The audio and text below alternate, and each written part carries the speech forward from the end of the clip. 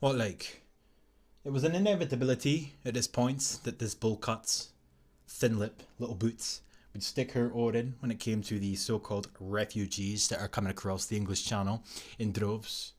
You know, it's not the first time that she's made a fool of herself to some extent, or a fool of this country, even, when it comes to her approach, not ours, her approach to refugees, quote unquote. For example, she proudly announced many moons ago now that she was intent on taking in several thousand, is it 3,000 Syrian, quote unquote, refugees. And of course, Scotland met their target early. And of course, how could we forget? How could we forget that Nicola Bullcut Thin Lip Sturgeon proudly announced many moons ago that she herself was going to take in refugees, quote unquote, into her thin lipped little home. And did she do it? No, of course she didn't. But that does not stop the narrative that's been drummed up just now. It didn't stop the narrative at the time. She wasn't really called out for it back then. I know, because it's all talk from the likes of her. It's a standard theme at this point. And I knew it was an inevitability that she was going to come out and make reference to these Africans and Muslim men, mainly, coming over the English Channel. It was an inevitability. And I will keep stressing that point because, you know, I am just sick to the back teeth of her bullshit for a multitude of reasons, but especially when it comes to what is considered a refugee. So with that being said, Nicola Thinlips urges Priti Patel to take humane approach on migrants as English Channel route goes on.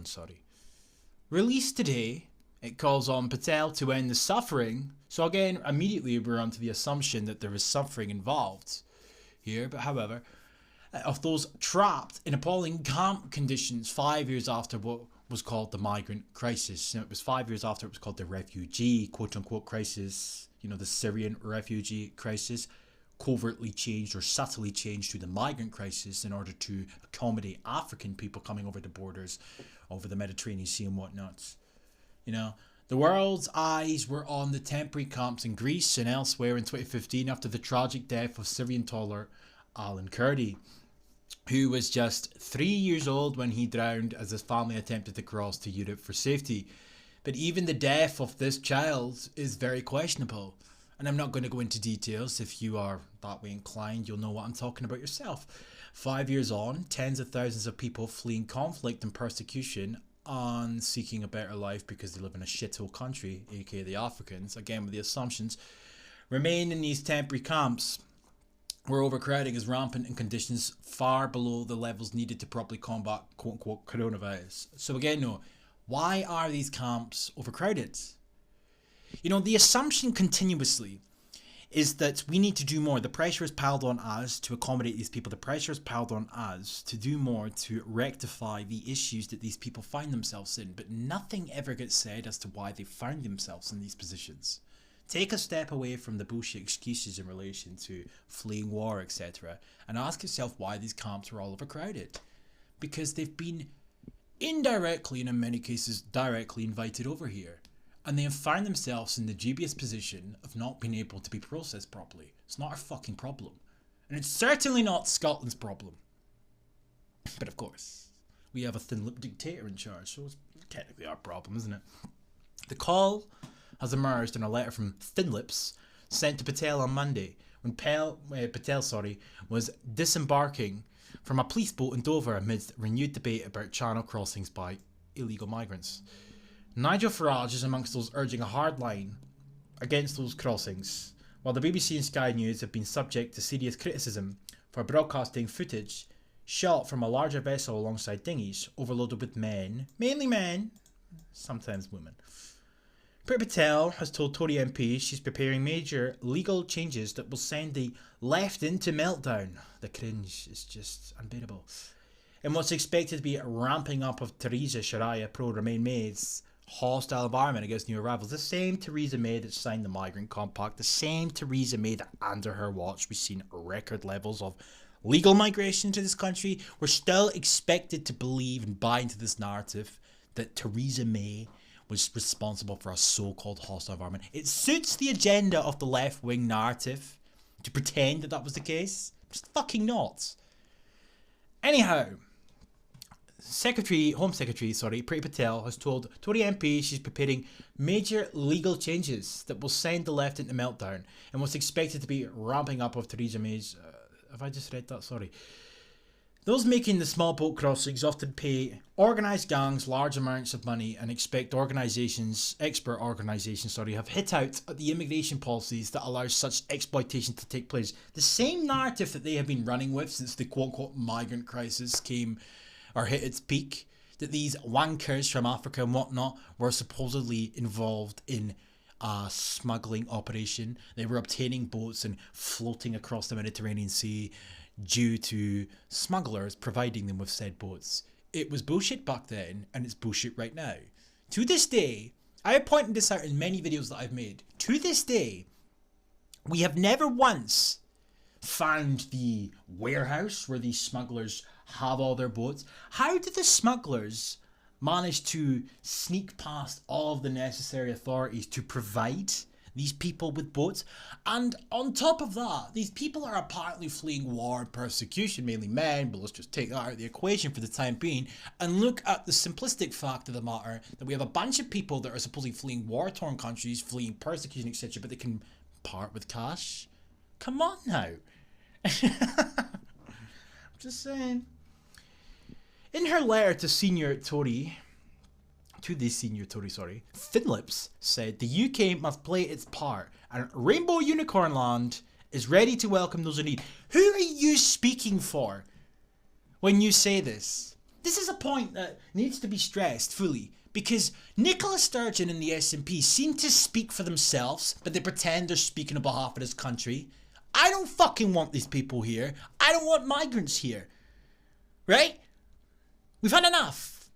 We've had enough. But Nicola Bullcut Thinlips, different story. Who really goes along with this shit? Did you ask the people of Scotland whether they were okay with this? No, you didn't. Because every poll up to date that has come out has said the opposite to what this bitch complains about. Time and time again, people in Scotland that have been asked in polls, and granted I don't trust polls to 100% degree, but they have a clear, consistent pattern. And that is the case that people do not want the levels of immigration that we have seen to date to continue. But they ignore all this. Scotland is ready to welcome those in need. No, she is. The SNP are. There's a difference. A fucking big difference. Focusing on the Greek camps, in this case, Thinlips said, it's vital to lead by example. And the UK must play its part in taking in refugees and giving them a safe, and if required, permanent home. As you know, in Rainbow Unicorn Land, and particularly in Glasgow, we have warmly welcomed refugees from Syria. Oh, just from Syria. Just from Syria, yeah? You know... Wrong one. From Syria, she says. This is the glasgowchildprotection.org.uk. This is in relation to the rape gang, the asylum-seeking rape gang that was uncovered a few years prior and was buried. And then the Daily Express, I believe, was the one to come up with the exclusive bombshell report, if you will, that the police did cover it up. And what happened after that fact? Well, it continues to be covered up. But look at it on screen. We have 55 suspects, 46 identified, Kurdish, Afghani, Egyptian, Algerian, Moroccan, Turkish, Pakistani and Iraqi. Now, we're just talking, in this case, of the ones in question that were related or are suspected to have been involved in said grooming gang. But on top of that, we've got Somalians, we've got Eritreans, we've got Nigerians. We've got a multitude, a plethora of different nationalities from the African continent as well as the Middle East. But the bullshit line that it's all Syrians is it's just preposterous at this point. But this is the narrative that they peddle to you. They're fleeing war and persecution because they're Syrian, but they're fucking not. They're not. Anyway. We stand ready to play our part. We? Who is we? Who's we, man? Who's we? Ready to play our part. Again. and urge you to take a humane and welcomed approach to the resettlement of these migrants claiming to be refugees in the Aegean Islands. So this goes back to the videos that I've made. The 2 petitions in question, the Glasgow must act, Inverness or the Highlands must act, and of course Nicola Thinlip's sticks are roaring.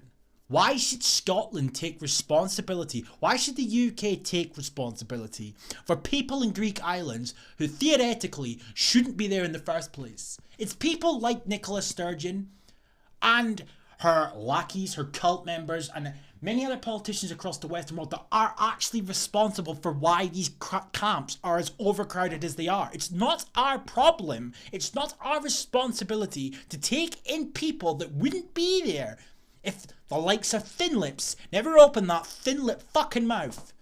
And this is the point that I continuously stress. These people manufacture these crises. These people are responsible for any inhumane treatment that they claim these people suffer from. But yet we have to bear the burden in order to rectify their problems. We have to make their lives better and suffer in the process. The Glasgow Southside MSP told Patel, one of my constituents spent time volunteering the VO refugee camp in Chios, whatever, Greece, where she saw firsthand the appallingly overcrowded and unsanitary living conditions where more than 3,500 men, mainly men, women and children were trapped for months or years in camps designed for fewer than 6,000 people. But whose fault is that? Is it our fault? No, it's not. And again, it comes back to the age-old adage. Why was there nothing ever said at any point from any of these individuals about Turkey?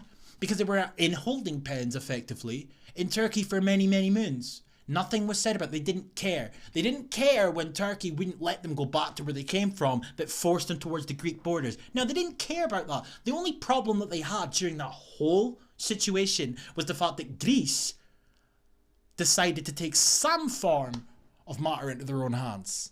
It's not our problem, it's not Greece's problem, it's nobody's problem, bar the individuals that fund the likes of our tin pot fucking parliament. UN, hint hint, cough cough. While the focus of the UK media has shifted since 2015, where the migrant crisis began, so did sustainable developments, the situation in these camps is worse than ever, with human rights such as shelter, clean drinking water and education being denied. The letter follows a campaign by grassroots movement Europe Must Act. Ah, what a shock. 7 EMA groups across Rainbow Unicorn Land have lobbied their councillors and MSPs to accept asylum seekers, African men, from these camps, and Muslims. 33 MSPs from 4 political parties have now signed a Scottish Parliament motion in support of the campaign put forward by John Finney, MSP of the Green Communist Party. What a shock.